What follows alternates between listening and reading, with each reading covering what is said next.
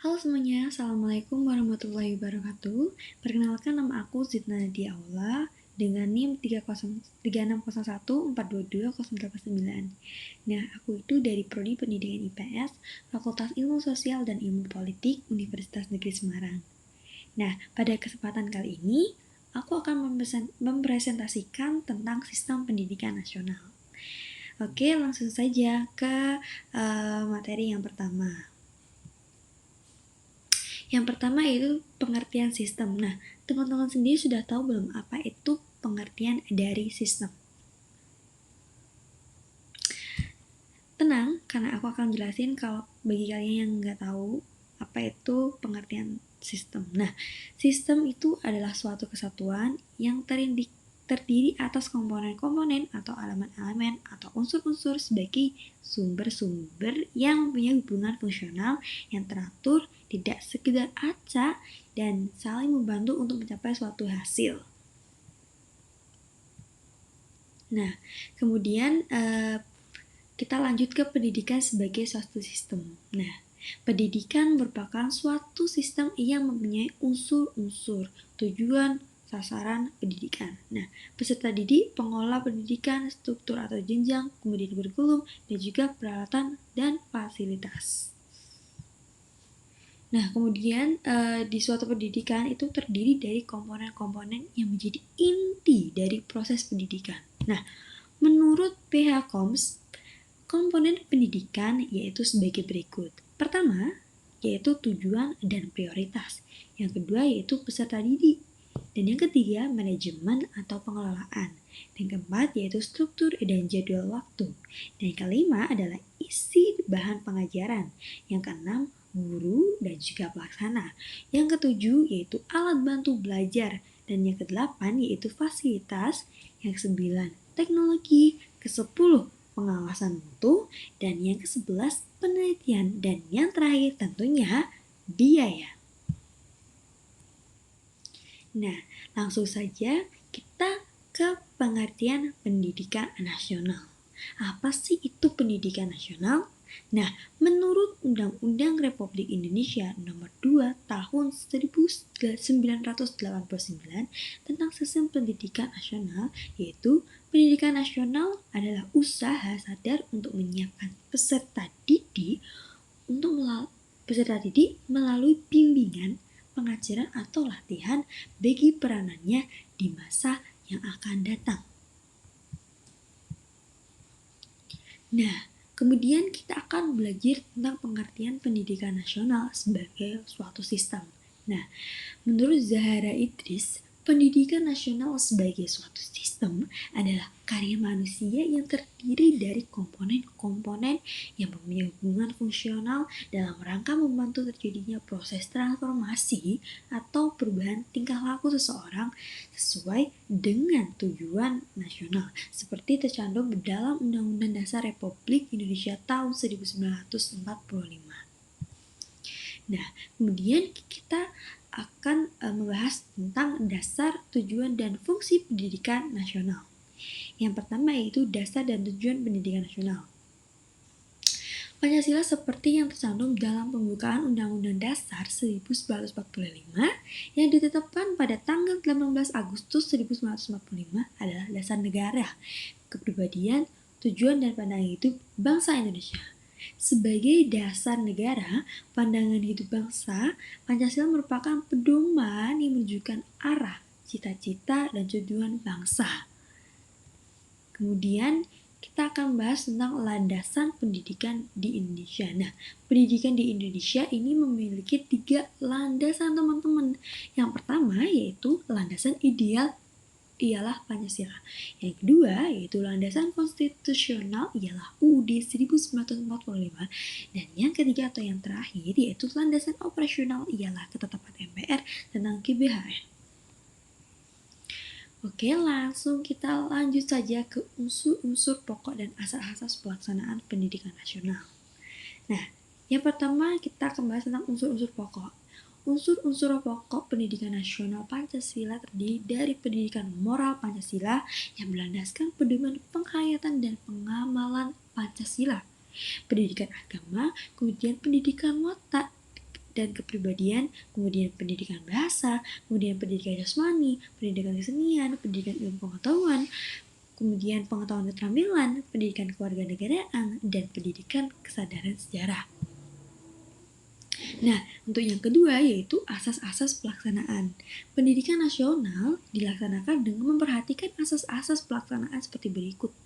Yang pertama, asas semesta menyeluruh dan terpadu. Yang kedua, asas pendidikan seumur hidup. Dan asas yang ketiga yaitu pendidikan berlangsung dalam lingkungan rumah tangga, sekolah, dan masyarakat. Dan yang ke berapa? Yang keempat yaitu asas tanggung jawab bersama antar keluarga, masyarakat, dan pemerintah. Dan asas yang terakhir atau yang kelima yaitu asas keselarasan dan keterpaduan dengan ketahanan nasional dan wawasan Nusantara. Bagaimana teman-teman? Di pertengahan presentasi ini kalian sudah paham? Saya harap kalian sudah paham. Oke, langsung saja kita lanjut ke materi berikutnya. Nah, materi yang berikutnya ini adalah membahas tentang fungsi pendidikan nasional. Nah, fungsi pendidikan nasional itu sebagai berikut. Yang pertama, itu sebagai alat pembangun pribadi, kemudian pembangun warga negara, pengembangan kebudayaan, dan pembangunan bangsa Indonesia. Dan yang kedua yaitu mengembangkan kemampuan serta meningkatkan mutu kehidupan dan martabat bangsa Indonesia dalam rangka upaya mewujudkan tujuan nasional.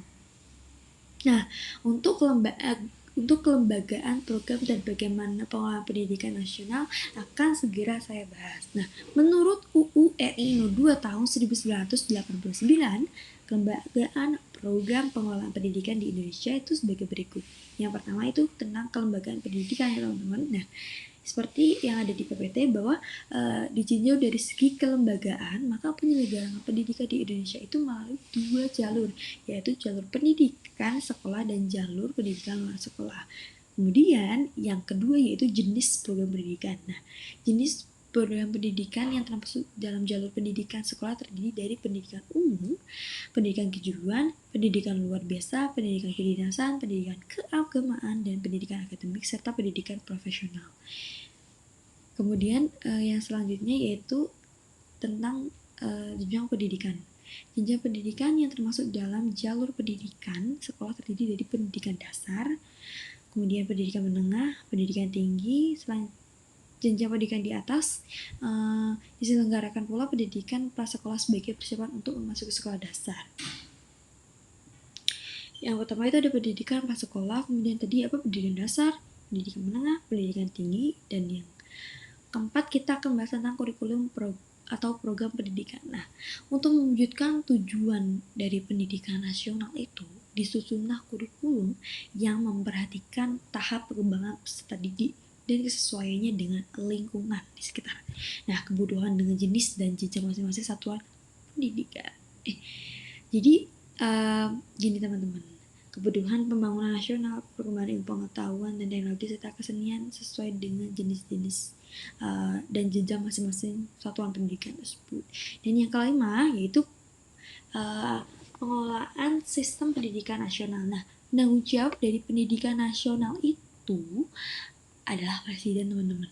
Jadi dalam mengelola pendidikan nasional, presiden dibantu oleh Dewan Perwakilan Nasional yang anggotanya antara lain terdiri dari wakil-wakil pengelola dan kemudian terdiri dari unsur-unsur masyarakat.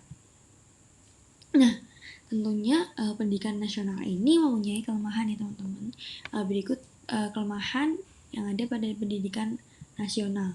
Yang pertama yaitu dilihat dari segi dasarnya pendidikan Indonesia itu bisa dibilang berlandaskan hanya pada Pancasila dan Undang-Undang Dasar 1945. Dan menurut saya ini nilai-nilai yang terkandung dalam Undang-Undang Dasar tersebut ini tidak lagi efektif. Kemudian yang kedua yaitu dilihat dari segi fungsinya, pendidikan di Indonesia itu diharapkan dapat mengembangkan kemampuan serta meningkatkan mutu kehidupan martabat manusia Indonesia dalam rangka upaya mewujudkan tujuan nasional. Nah, keadaan menunjukkan bahwa mutu kehidupan dan martabat manusia di Indonesia di dunia internasional itu terpuruk. Kemudian yang ketiga yaitu dilihat dari segi tujuannya. Nah, pendidikan nasional bertujuan mencerdaskan kehidupan bangsa dan mengembangkan manusia Indonesia seutuhnya. Namun, dalam kenyataannya masih terdapat kesenjangan antara tujuan pendidikan yang diharapkan dengan realitas kelulusan pendidikan. Kemudian tentunya kita akan bahas tentang implementasi pendidikan nasional di Indonesia. Nah, saya akan memberikan contoh, 3 contoh. Yang pertama itu ada kurikulum 2013. Nah, di pemerintah Indonesia ini menerapkan kurikulum 2013 sebagai upaya untuk meningkatkan relevansi dan kualitas pendidikan. Jadi kurikulum ini itu menekankan pada pengembangan keterampilan abad ke-21, kemudian karakter dan pemahaman lintas budaya. Nah, teman-teman, semoga paham ya. Dan yang kedua itu wajib belajar 12 tahun. Jadi pemerintah itu menetapkan kebijakan wajib belajar 12 tahun untuk memastikan bahwa setiap anak di Indonesia itu mendapatkan pendidikan formal minimal selama 12 tahun. Hal ini diharapkan dapat meningkatkan tingkat melek huruf dan kualitas sumber daya manusia. Dan yang terakhir itu adalah program Indonesia Pintar atau PIP. Nah, pemerintah sendiri itu meluncurkan program Indonesia Pintar sebagai upaya untuk memberikan bantuan kepada siswa kurang mampu. Nah, program ini mencakup bantuan pendidikan seperti beasiswa, tunjangan, dan fasilitas pendidikan lainnya. Oke teman-teman, gimana? Sudah paham kan tentang pendidikan nasional dan juga implementasinya? Semoga apa yang saya sampaikan itu dapat bermanfaat bagi teman-teman. Oke, cukup sekian presentasi saya pada kali ini. Terima kasih telah mendengarkan presentasi saya dengan sangat baik. Wassalamualaikum warahmatullahi wabarakatuh.